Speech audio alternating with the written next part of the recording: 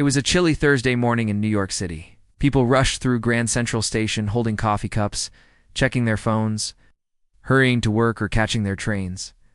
The giant clock in the center of the station showed it was just past 8 a.m. No one was looking at anyone. It was a normal day, cold, fast, and noisy. But something unexpected was about to happen. Something that would stay in people's minds forever. A man in his late 50s walked slowly into the station. He wore a worn-out brown jacket, faded jeans, and old sneakers. His hair was gray and messy, and he had a short beard that made him look like someone who didn't care much about appearance. He looked like any other tired man trying to survive. In the city, no one gave him a second glance. People assumed he was either homeless or just another wanderer. But the man wasn't interested in catching a train or buying coffee. He walked calmly toward the public piano that sat in one corner of the station. Most people never paid much attention to it. Sometimes street performers played it, sometimes children banged the keys for fun. But that day, the man quietly sat on the piano bench, took a deep breath, placed his fingers gently on the keys. The first note rang through the hall soft, clear, and powerful. It stopped a woman in her tracks. Then came the next few notes, a slow and emotional melody. Music was unlike anything most people had heard in a train station. It was full of feeling both sadness and beauty.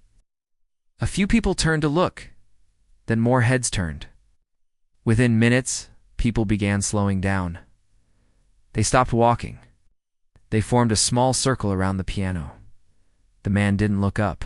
His fingers moved smoothly, like they had been playing this song for years.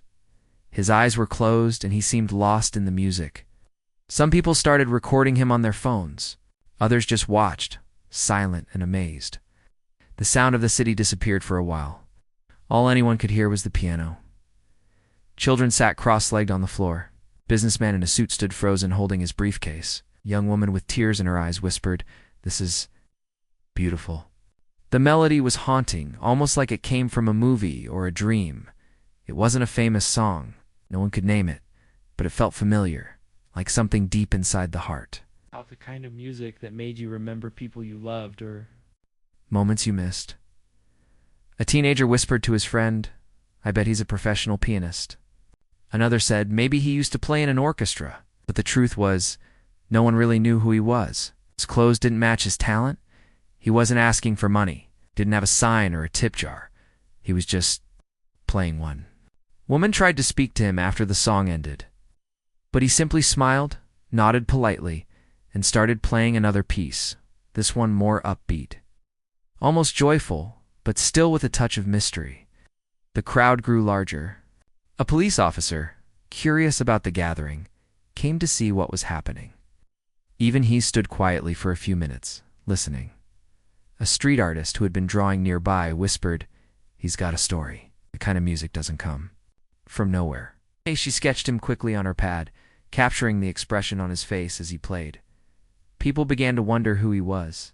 Some guessed he was a retired musician. Others thought he might be someone who had lost everything but still had his music. One man said maybe he's just someone who plays because it keeps him alive. Then, suddenly, the man finished his third song. He stood up slowly and looked around at the crowd. People clapped softly at first, then louder. Some even cheered. He gave a small bow, smiled again, and said just 3 words, "Thank you, friends." A young woman asked, "What's your name?" He replied with a warm smile, "Call me Tony." And just like that, he picked up his small bag and began walking away. The crowd stood there, watching him disappear into the busy station. Some people tried to follow, but he moved quickly, slipping between the flow of commuters like a ghost. Later that day, the videos people had recorded began to appear online. They spread fast. People shared the performance on social media with captions like, "Who is this mystery pianist?" or "Most beautiful piano performance I've heard." Some called him the piano ghost of Grand Central. Others simply called him Tony.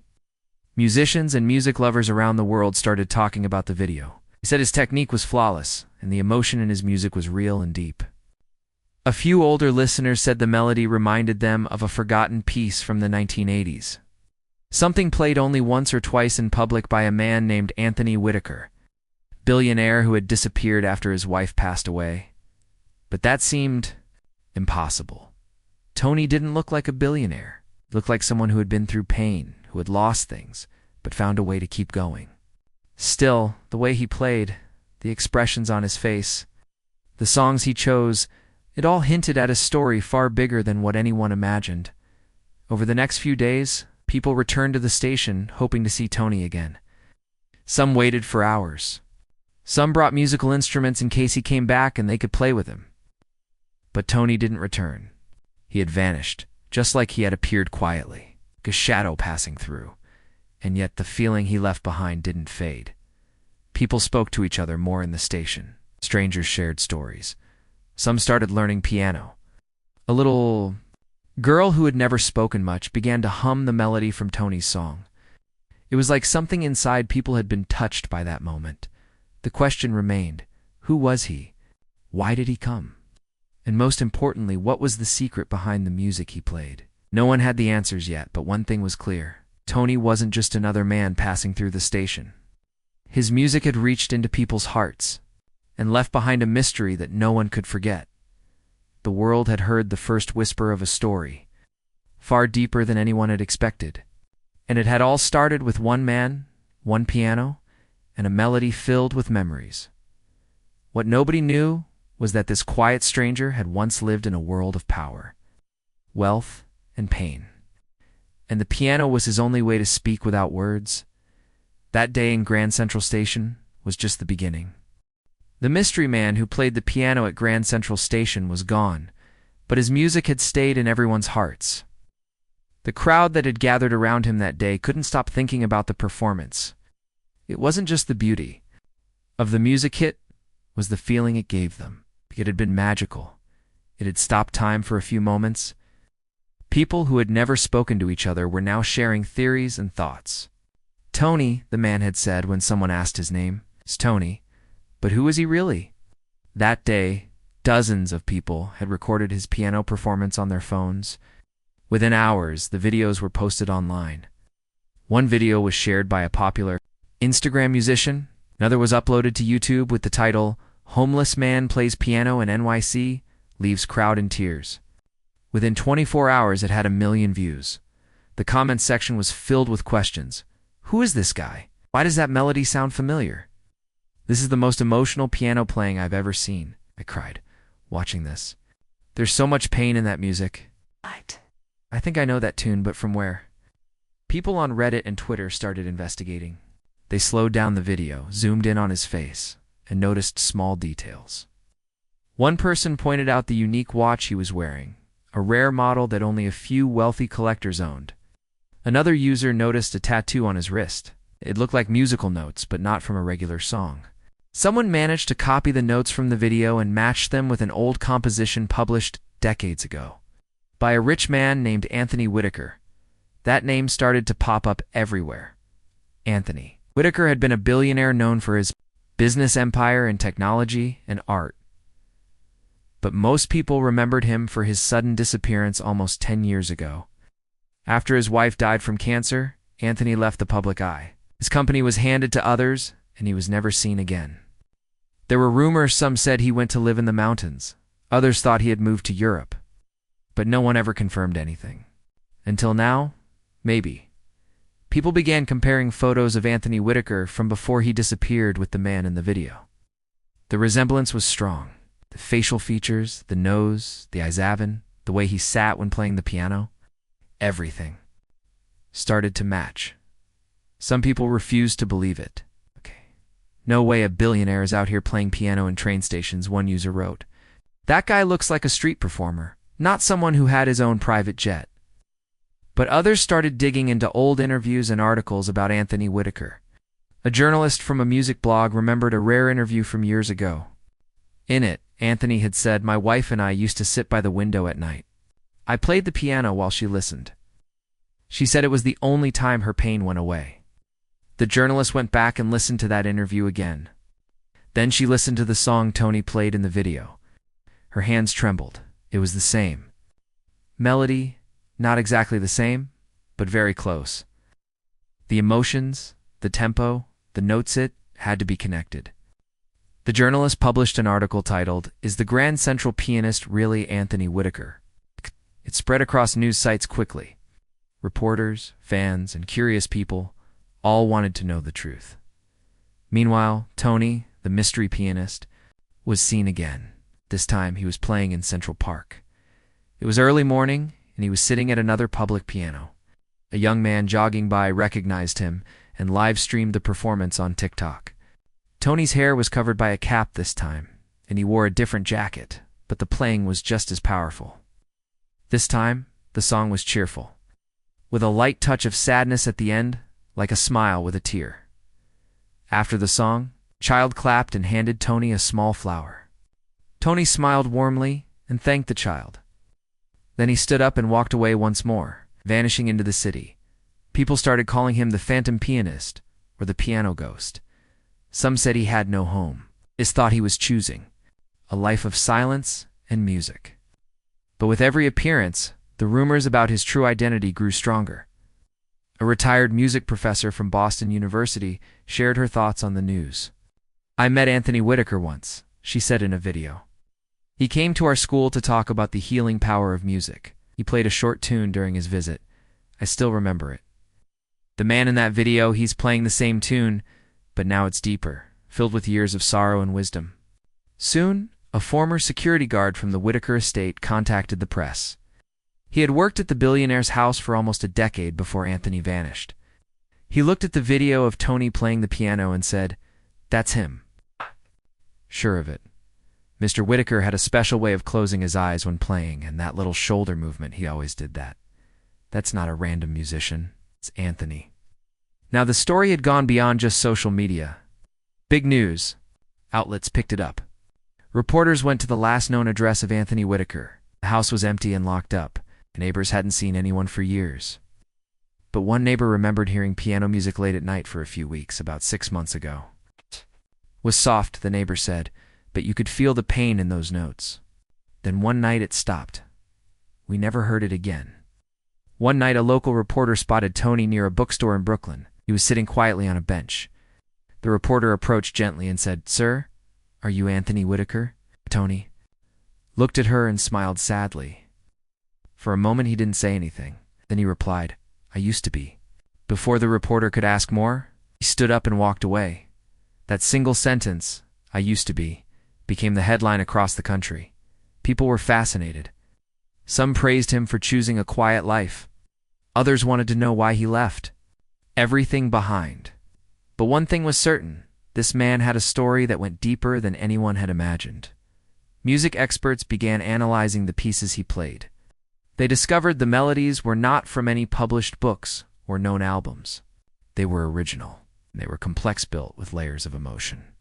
One expert said, "This isn't just music. It's a personal diary written with sound. Every note is telling a piece of his life."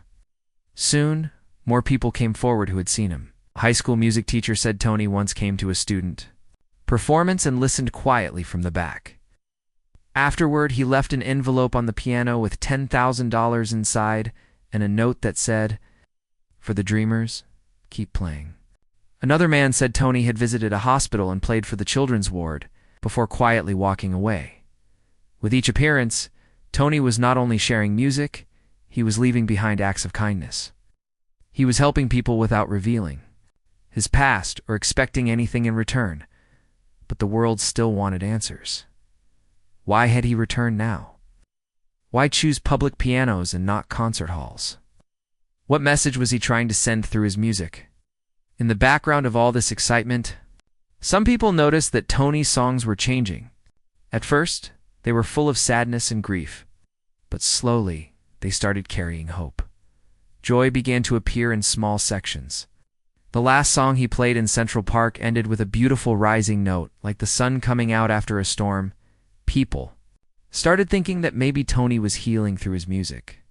Maybe this was his way of telling the world that after losing everything, his wife, his peace, his purpose, he had found a new path, one that didn't require money, fame, or success. Just a piano and a crowd willing to listen. The mystery wasn't solved completely, but it had moved from curiosity to inspiration. Whether or not Tony truly was Anthony Whitaker, One thing was clear. He had changed lives. And somewhere deep in the music there was a secret he hadn't told yet. A secret that would make everything even more unbelievable when the world finally heard it. But that was still to come. Tony, the quiet man with the magic fingers who played the public piano in Grand Central Station, had become a mystery the whole country wanted to solve. His music had touched hearts. His sudden appearances had confused reporters, and his calm, kind smile had made people feel something strange, like he had suffered, but was still at peace. People now believed that Tony was not just a random street musician. More and more people believed that he was Anthony Whitaker, the billionaire who had vanished after his wife died many years ago. But no one had real proof until now. One rainy afternoon, Tony was seen again. This time, he was sitting at a small piano in a corner of a community center in Queens. A few elderly women were drinking tea nearby, and a group of children had just finished their music class. He started playing softly, the melody calm like falling rain. A little boy came closer and sat cross-legged in front of him, completely silent, eyes wide open. A mother took out her phone and began to record. The song Tony played this time was very different. It didn't sound sad or joyful, it sounded like a story. It started slowly, like someone waking up after a long sleep. Then, halfway through, it changed into something heavy, almost like mourning, like someone crying without making a sound. But near the end, it brightened, like light breaking through dark clouds. The boy clapped first, then the adults followed. Tony smiled gently and stood up. As he was leaving, a teenage girl chased him down the hallway and said, "Sir, please. My dad says you're Anthony Whitaker. Is that true?" Tony looked at her for a long second and then said quietly, "Yes, I was him once." She gasped, but he gently raised a finger to his lips, signaling silence, and walked away. The news broke within hours. Finally admitted it. One article said, "Undercover Billionaire confirms identity," shouted another. People couldn't believe it. The Anthony Whitaker, the man who once had his name on skyscrapers and magazines, had been living among regular people, playing public pianos, staying quiet, and refusing to return to his old life. Reporters, journalists, and news crews flooded the community center. But Tony didn't return there. Instead, someone else came forward, a man named Daniel Harper, who had worked as a personal assistant to Anthony. For nearly 15 years before he disappeared, Daniel sat down with a small local newspaper for an interview. His hands shook slightly.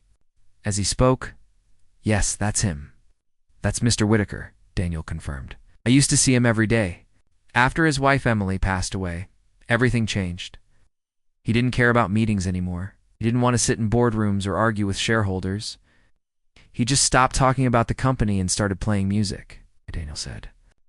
That before Emily got sick, Anthony was a passionate man. He loved technology, business, and especially music. At night after work, he would play the piano for Emily. She used to sit beside him, his eyes closed, smiling, no matter how tired or ill. She said his music helped her sleep, Daniel added. When she died, he didn't touch the piano for weeks. Then, one morning, I found him playing again. It's the same song he played in the train station. That was their song. He wrote it just for her.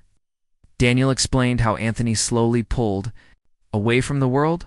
He stopped attending meetings, gave his money to trusted people to manage. One day he simply left.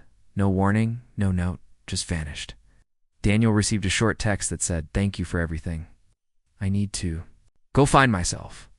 Now, years later, it seemed Anthony had indeed found something. Not money, not power, but something more real. As people learned more about his past, they began to see him in a new way. He wasn't just a billionaire who gave it all up. It was a husband who had lost the love of his life, a man who had seen how money couldn't stop death or pain, and instead of hiding in a mansion, he walked among people, played music for strangers, and listened to the world without speaking much. Some of the songs he played were now being studied by music teachers. They realized they were not random melodies, but emotional letters and sound. One expert from Juilliard said, "Each of his pieces tells a story. It's like reading a diary, but instead of words, it's made of notes and silence." More people came forward with stories about meeting Tony. Janitor from the subway station remembered him. He came back 2 nights after that first performance, the janitor said. No crowd, no cameras, just him and the piano. He cleaned the bench before sitting down, played for 20 minutes, and then thanked me for keeping the place clean. Another story came from a woman who worked in a hospital. He showed up in the children's cancer ward, she said. He asked if he could play for them. The staff didn't know who he was. He played the softest lullabies. The kids were mesmerized. The next day, a donation of $100,000 was made. To our ward. Anonymous. Tony was helping people, but quietly. No one knew where he lived. No one knew his schedule. He appeared, played, and left. His music became a kind of whisper through the city, touching lives without needing credit. But the biggest surprise came when a woman named Gloria Bennett, retired nurse, came forward with a handwritten letter. He gave this to me 10 years ago, she said. I was taking care of his wife, Emily. He handed me this letter the day she passed. I never shared it before. The letter was simple but heartbreaking. To the one who kept her comfortable when I could not, thank you. I am leaving this life behind because I cannot breathe in it anymore. The money means nothing now. I will walk into the world with only music as my voice. Maybe one day someone will hear me and understand. Anthony, that letter was the missing piece. People finally understood. Tony had not just run away. He had chosen another life because the one he lived had broken his heart. And through music, he was slowly healing. Many began to admire his courage. It's not easy to give up comfort, fame, and fortune. But Anthony, now Tony, had done just that, to live honestly with his grief. And now, slowly, his music was changing. New recordings showed that his playing was less sorrowful and more hopeful. His melodies were now filled with light, like someone waking from a long, painful dream. Then one day, Tony returned to the same place it all began, Grand Central Station. It had been several weeks since anyone had seen him. A new piano had been placed in the corner. Small crowds started to gather even before he sat down. It's time when he did, he smiled a little more. His posture was straighter. He wore a soft gray sweater, and his shoes, though still old, were clean. He looked around at the crowd and simply said, "Let's begin again." The music he played that day was like a journey. The first part felt like childhood, gentle and curious. The middle was heavy, filled with sorrow and pain. But the final part soared. It was bright, bold, and full of hope. It was as if he was saying through the keys, "I'm still here. I survived, and now I live again." When he finished, the crowd stood in silence. No one moved for a full minute. Then someone clapped, then another. Ah! And soon, everyone was cheering. But Tony didn't bow. Stood up and walked over to a small table beside the piano. On it, he placed a folded piece of paper. A curious child picked it up after he left. It was a note. Handwritten, it read, "I was never hiding. I was healing. Thank you for listening to my heart even when I had no words left to speak. This music was for her. But now, maybe it can be for all of you too." Love, Tony Anthony, and just like that, the mystery was no longer about where he had been. It was about where he was going next. People didn't chase him anymore. They waited for his next performance. Not because they wanted to catch a billionaire playing piano, but because they wanted to feel something real. And Tony, the man who once had everything and then lost it all, was finally becoming whole again through the only thing he had left. His music, and behind every note is a truth. Sometimes the richest hearts come from the quietest places. Tony had finally admitted who he really was. The mystery was over, at least the part about his name. The world now knew the truth. He was Anthony Whitaker, the billionaire who had vanished a decade ago. But that was only part of the story. The world didn't yet know was why he had chosen to return. What made him come back after all those years? Why was he playing in public spaces, showing up in parks and hospitals and train stations, instead of living in a mansion or returning to his old company? As days passed and more people began to notice his appearances, a new pattern started to emerge. Tony wasn't just playing music. He was watching people. He wasn't performing for fame or attention. He was carefully observing those who stopped, those who listened with their hearts, those who cried quietly, and even those who didn't say a word but stood completely still. Something about the way he watched them made it clear here. He was searching for something. The truth was far deeper than people thought. Anthony Whitaker had not returned to reclaim his old life. He had returned with a purpose, a secret mission, one that only a few would understand. One rainy evening, Tony played at a small plaza in Brooklyn. Song echoed through the wet streets, soft and full of memory. As the rain fell and umbrellas popped open, a young girl with a broken violin. Kay stopped to listen. She had been crying moments earlier after her cheap instrument snapped in the middle of a music school audition. Her face was still wet with tears.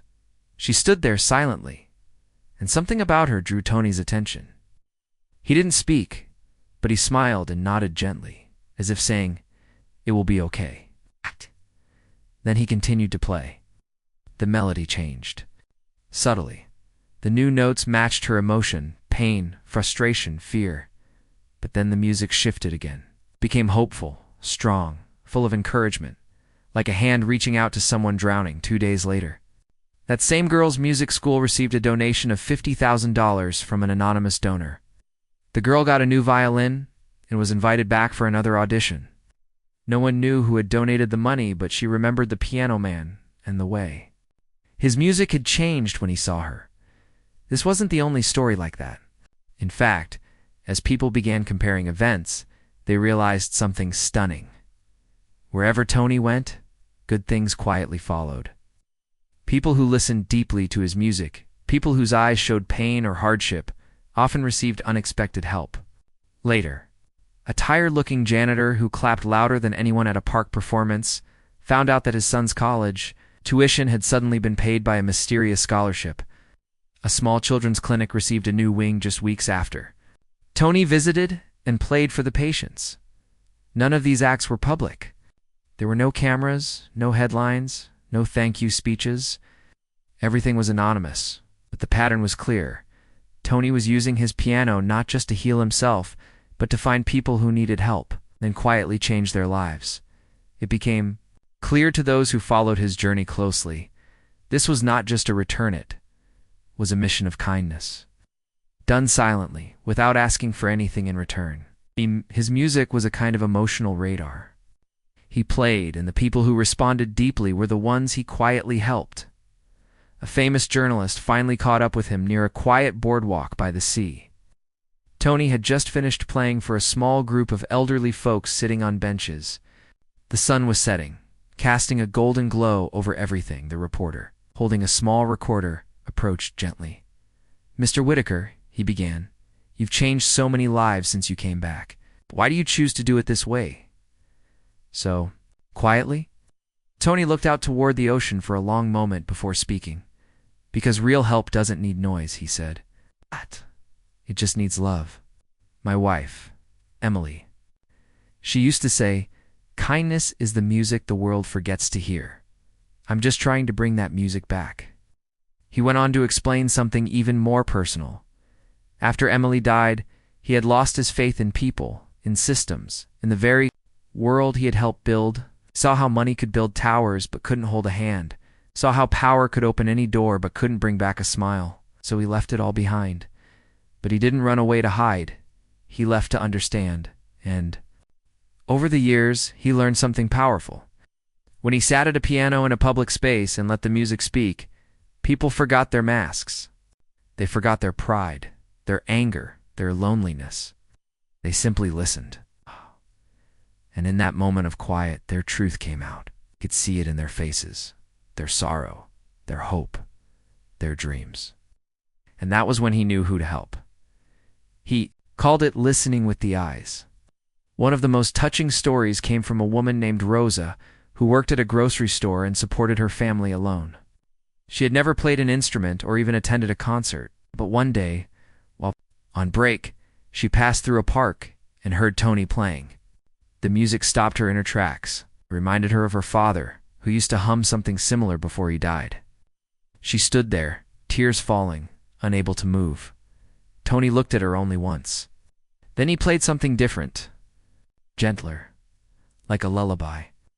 She stood and listened until the song was over. Then she quietly walked away. A week later, her store received news. Her youngest child had been chosen for a free full-year scholarship at a private art school. The school didn't know who had recommended the child or who had paid the fees. Rosa never found out who helped, but she told everyone it started with that piano man. It became clear Tony was turning his music into a bridge, connecting people's pain with quiet help. Their silence was support. Another time Tony played at a community event organized for disabled veterans. As he played a strong, soulful piece filled with courage and sorrow, one young veteran sitting in a wheelchair began to weep silently. He later said the song made him feel like someone finally understood what he had been through without needing to ask. A month later, that same veteran received a custom-built, motorized wheelchair and therapy support funded by an unknown donor. Tony's mission was growing, even if no one had a name for it yet. But something changed during one performance. In a hospital garden, he played a song that was neither sad nor joyful. It felt like a goodbye. A nurse who was standing nearby noticed tears falling from his eyes as he played the last few notes. When he finished, he looked at the sky and whispered, "I think I'm ready now." What did he mean? Da. In the following weeks, Tony stopped appearing at random locations. No one saw him in parks or stations. His usual piano spots were quiet. People began to wonder if he had left again, maybe for good. But those who understood him knew something was coming. And then the announcement arrived. Large concert hall in Manhattan posted a message. "One night only, a man returns. Not for fame, but for love." It was signed by Anthony Whitaker. No press tour, no interviews, just one date, one night. The concert sold out within hours.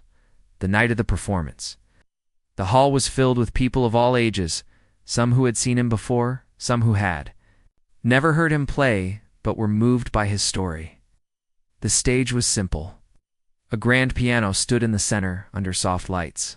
No band, no orchestra, just one man and his instrument. He walked onto the stage slowly. The applause was loud, but he raised his hand gently, asking for silence. Then he sat down and began to play. The piece he played was long, almost 30 minutes. It was a journey, filled with everything he had been through. Now the notes spoke of pain, of nights alone, of memories too heavy to carry.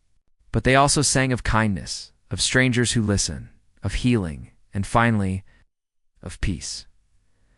When he played the final note, no one clapped at first. People were too moved. Some cried openly, others held hands. The silence was more powerful than any noise. Then, slowly, applause began, gentle, respectful, and growing louder with every second. Tony stood, bowed once, and walked to the front of the stage. He took the microphone and spoke. "For years, I thought I had nothing left, but I found something. Greater than all the wealth I once had, I found you. All of you, your hearts, your stories, your courage, you helped me remember what matters." He then announced something that stunned the world. "I am launching the Emily Whitaker Foundation for Hope. It will support music therapy, youth talent, and silent heroes, people who give without asking. This isn't about me. It's about continuing the music even after I stop playing." The crowd stood and cheered, not just for the performance, but for the man, for his journey, for the message he carried through music. And just like that, Tony had completed the reason for his return. He hadn't come back for attention. He hadn't come back to rebuild his fortune. He had come back to build something far greater, a movement of kindness, hope, and healing. With every note he played, he had given pieces of his heart to people who needed it most, and in doing so, he found peace. What he gave to the world wasn't money, it was something more rare. He gave them the music of love. The night of the concert had changed everything. People who had followed Tony's journey, who now fully knew him as Anthony Whitaker, felt something powerful as they walked out of the concert hall. It wasn't just the music they remembered, it was the silence between the notes, the emotion on his face, the truth in every word he spoke. He didn't just play the piano that night. He poured out his entire story without using a single sentence until the end. And then he gave the world one last gift, the announcement of the Emily Whitaker Foundation. For Hope, a charity named after the woman he had loved, lost, never stopped honoring through his music, the crowd that night went home quietly, touched in a way they couldn't explain. And within hours, the story exploded across the world. News outlets ran headlines like, "The billionaire who vanished returned to heal the world. Anthony Whitaker's song of love now helps thousands." He came back not for fame, but to finish a promise. People wanted to know more. Who would the foundation help? Where would it begin? How could they be part of something so pure? Tony didn't do interviews. He didn't go on talk shows. Instead, he released a simple letter on the foundation's website. It read, "To all who have listened, my music was never meant for the world. It was for one woman, Emily. But when she left, I learned something hard and true. Grief can destroy you or teach you to give. Now, her name will live on, not on stone, but in song. In every child we help, in every piano we donate, in every heart we heal. That is how she continues. That is how love wins." With all my heart, Tony, and with that, a new chapter began, not just in Tony's life, but in the lives of thousands within. Days donations began pouring in from all over the world. Not just from wealthy people, but from ordinary people too.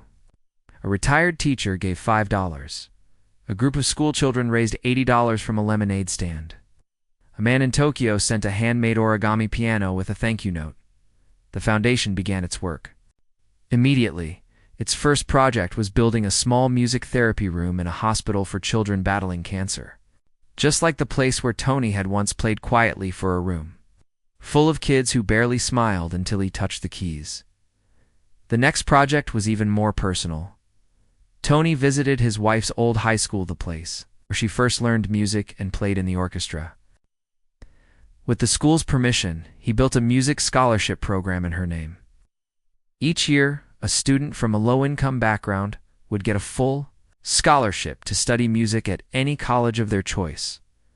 The first scholarship was awarded to a girl named Maya Shai, brilliant teenager, who had once listened to Tony playing at Central Park while sketching violins in her notebook. When she received the scholarship, she said through tears, "I never thought someone would hear my dreams without me speaking." Tony kept making quiet appearances, but now they had a purpose. He didn't need to stay in the shadows anymore. He didn't hide behind Tony, the mystery man. He stood as Anthony, calm, healed, peaceful, but still playing with the same heart. In one event at a community center, Tony brought a special surprise. He rolled in several new upright pianos, all painted in colorful designs by local children. Each piano had a gold plaque that read, "Play your heart out. Emily would have loved to hear you." One elderly woman who had once played piano in her youth placed her fingers on the keys and began to play for the first time in 40 years. Her hands trembled, but her smile was bright. A little boy joined her. Soon they were playing together. Laughter and music filled the room. That was Tony's dream. Not just to perform, but to pass on the power of music. To make others the storytellers, he trained volunteers to teach free music lessons at shelters, senior homes, and schools in poor neighborhoods. He donated instruments. He spoke to teenagers about grief, about art, about how silence is not weakness, but a place where healing can begin. Then one day, Tony announced something unexpected. He was going to play his final public concert. Not because he was tired, not because he was quitting, but because he felt it was time. "I've said all I needed to say," he told his small team. "Now it's the world's turn to keep playing." The concert was not held in a grand hall. It was set in the middle of a city park, on a summer evening, beneath fairy lights and lanterns hanging from trees. There was no ticket fee. Just an open space, a beautiful grand piano, and hundreds of chairs arranged in a circle. People came from all over the country. Some brought candles, others brought their own small instruments just in case. A few held framed pictures of loved ones they had lost, people they wanted to remember during this powerful moment. As Tony stepped onto the stage, he looked different, not older, not tired, but light, as if something heavy had finally left his shoulders. He began to speak before playing. "When I first played in Grand Central Station, I didn't know if I could even finish one song. My heart was heavy. I played for myself, for Emily. But then you listened. And when you listened, I saw that I wasn't alone. So I kept playing, not just for her, but for every soul that needed hope. Tonight, I play one last song for you." Then he sat at the piano. The music was unlike anything he had ever played before. It started like a memory, soft, careful, full of quiet reflection. Then it built into strength, into purpose. The middle was powerful, full of rhythm and rising chords, like the beating of a hopeful heart. And the ending. The ending was pure, light. It soared upward, into joy, into peace. People wept. They held hands. Some closed their eyes and let the music speak. When the final note rang through the air, Tony stood. He didn't bow. He simply smiled. And then something incredible happened. From the back of the crowd, a young girl stood up and began to play her violin. A boy followed with a guitar. Then a woman began to hum. A man played a small flute. Slowly music rose again, not from Tony, but from the people. And Tony walked off the stage. His work was complete, but his impact didn't end there. The Emily Whitaker Foundation grew across the country. Music rooms were built in hospitals, schools, shelters, and prisons. People found healing. Children discovered their gifts. Lonely souls found comfort. Tony's recordings were used in therapy clinics and schools. His story was turned into books, documentaries, even a play. But he never returned to fame. He refused awards, simply lived quietly, playing sometimes for small groups, teaching. Now and then, watching the world, he helped heal grow brighter, and every year. On the anniversary of Emily's passing, a free concert was held at Grand Central Station, the place where it all began. A piano was placed under the clock, and anyone could come and play. Sometimes, in the corner of the crowd, a man with gray hair and kind eyes stood listening. He didn't speak, he just listened. And sometimes, he smiled. That was Tony. He didn't need applause. He didn't need recognition. His reward was the sound of someone else playing, someone who had found hope through his journey. And so the man who once lost everything, who walked away from a world of money, status, and power, found something far more rare: peace, purpose. And the joy of giving. His music didn't end with silence. It lived on in every note others played, in every act of kindness, in every tear healed, every heart that learned to sing again. Tony had disappeared once, but now he would never truly vanish again. He had become a part of the world's melody forever.